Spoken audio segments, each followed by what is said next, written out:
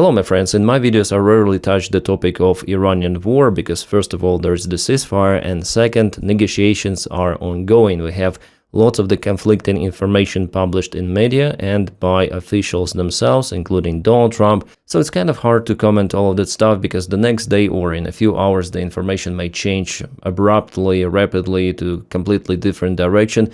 But there is something happened already for the last couple of days that is really a game-changing in Iranian conflict, we may call it. Well, yesterday Axios published this article. It's about the conversation between Donald Trump and Netanyahu, where Donald Trump called Netanyahu crazy. Trump fumes at Netanyahu in call on Lebanon. So the conversation was kind of harsh, hard, and Trump calls his ally in the war, "You are crazy." Here's the part of the article. So two sources say Trump claimed he'd helped keep Netanyahu out of jail, a reference to support during Netanyahu's corruption trial. And yes, definitely there is investigation now against Netanyahu still active. Summarizing Trump's remarks to Netanyahu, the United States officials said, "You're crazy. You'd be in prison if it weren't for me. I'm saving your ass. Everybody hates you. Everybody hates Israel because of this, because of the Israeli action.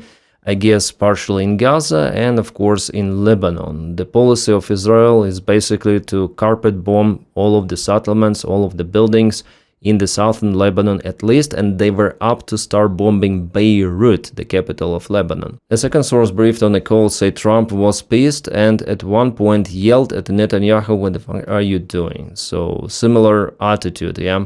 It basically shows that there is the crack between allies, Israel and the United States of America. And why did it happen?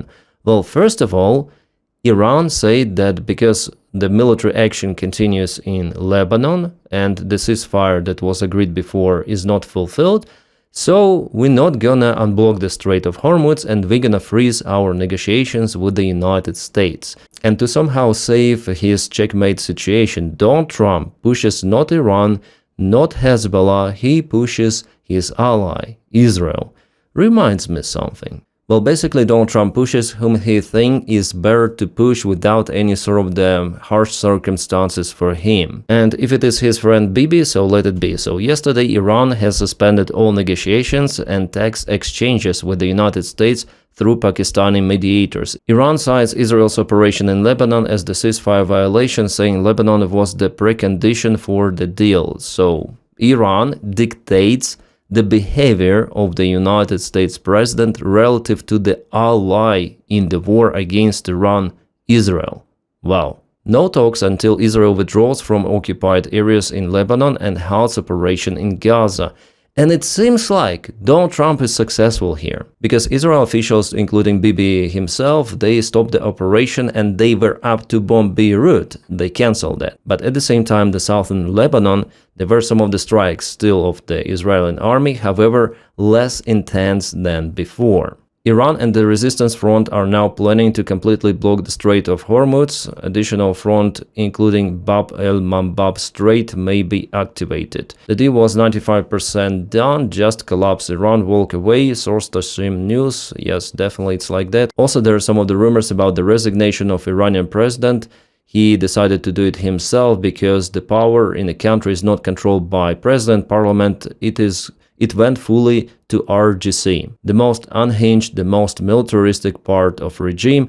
And that's why, guys, I don't understand how is it possible to negotiate nowadays with Iran, because the principles are completely different and all of those three sides, they demand different stuff. And there is absolutely no points, like 95% who say that. Again, Witkoff and Kushner, they say like that also for the war in Ukraine. So there is no common point in those negotiations yet. There is no such things about enriched uranium or ballistic missiles that would be okay for all three of the sides. At least, yeah, they agree that Hormuz Strait should be open. Iran wants to get some of the fee for its budget, or it's better to say RGC, from every sort of the vessel. It is not okay for Israel, it is not okay for the United States, but Iran agrees that, for example, America should lift its blockade, and America calls Iran to lift its blockade. So for now, in general, we're at the same point as it was a couple of months ago, then the military action was stopped. And still it could be stopped just temporary. So Netanyahu said that he spoke with Trump, yeah, it was a harsh talk with him, and told him that if Hezbollah does not stop attacking our cities and our citizens, Israel will strike terrorists again in Beirut. So they are planning. And the plan for striking Beirut was cancelled by Donald Trump. So I would say, yeah, he was definitely successful in pushing Netanyahu. Our position on this remains unchanged, says Netanyahu. At the same time, the IDF will continue to operate as planned in southern Lebanon, but for Iran, it's not okay either. They demand the withdrawal of the Israeli forces, IDF, from the southern Lebanon as well. So this week we're gonna see if Donald Trump will push Netanyahu once again, calling him to withdraw the forces completely, or not. So yeah, this is the timeline where Donald Trump is like a puppet of Iranian regime. Yes, he obeys to demands of Iran, pushing his ally. And here I don't like all of those leaders. Well, I don't like RDC because they work with Russia. Of course, this is a autocracy regime, unhinged completely, religious fanatics and so on. But I also don't like Netanyahu because of his actions in Gaza, of his actions in Lebanon. You just need to open videos, pictures of what Israel does there and the behavior of IDF itself. And I don't like Donald Trump. Well, I like America in general. Americans, they're fantastic. But Donald Trump, he messed up with Iranian war. He was dragged there, I'm sure, by this guy, by Netanyahu. Yeah, this war is not popular in the United States of America at all, and Trump is losing his rating among even MAGA supporters since he started this war. I guess his MAGA movement was even cracked by this war, because America First guys, they hate Donald Trump. They hate him more than Democrats, I guess. And yeah, guys, this tweet and the situation itself is definitely unhinged. So Donald Trump tweeted yesterday, I had a very productive call with Prime Minister Bibi Netanyahu of Israel, and there will be no troops going to Beirut, and any troops that are on their way have already been turned back. But Israel didn't plan to go to Beirut with the troops, they planned to bomb Beirut. So that's the difference. So this is the public show that he is pushing Netanyahu, he admits that. Maybe to Iran, maybe to people, yeah. Likewise, through highly placed representatives, I had a very good call with Hezbollah. Hezbollah is the official terrorist organization. It was recognized like that, even by the United States of America. So Donald Trump had a very good conversation with terrorists. Okay, and again, they're direct enemy of Israel. They're fighting. They're in confrontation. Israel is the ally in the war in Iran of the United States. And they agreed that all shooting will stop. Okay. That Israel will not attack them and they will not attack Israel, President Trump. A peace dealer, Donald Trump, right? So it is not... Donald Trump still lives in his wonderland. I remember his promise, yeah, we all remember. 24 hours and I'm gonna stop the war in Ukraine. I'll call to President Putin, I'll call to President Zelensky. I'm just gonna tell this guy not to shoot, that guy not to shoot, but...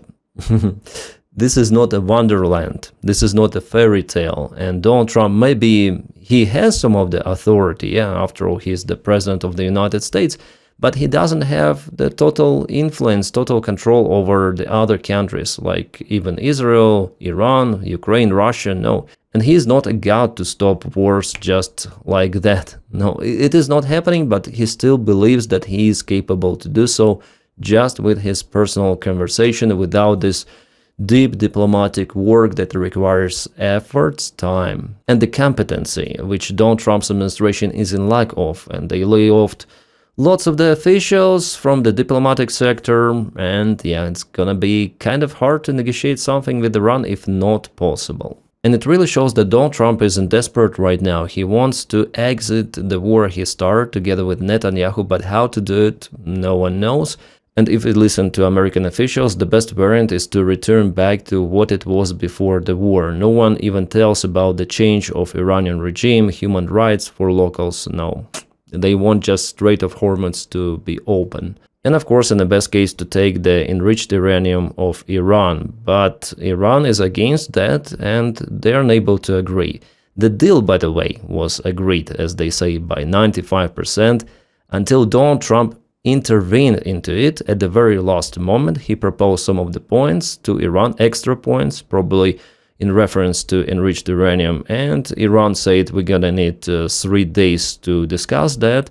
And after those 3 days, they published the information that they're not going even to communicate with the United States through Pakistani mediators, and that they gonna block the Strait of Hormuz. And yesterday there was the strike on one of the vessels in the Persian Gulf. So Donald Trump messed up once again. He messed up with his ally Israel. Yeah, the goal of Israel is basically to bomb as lots of the infrastructure as possible in Iran. Power plants, distillation plants, bridges, that was the scenario of Netanyahu. And for Netanyahu, it would be very good if, for example, United States would start a ground operation in Iran.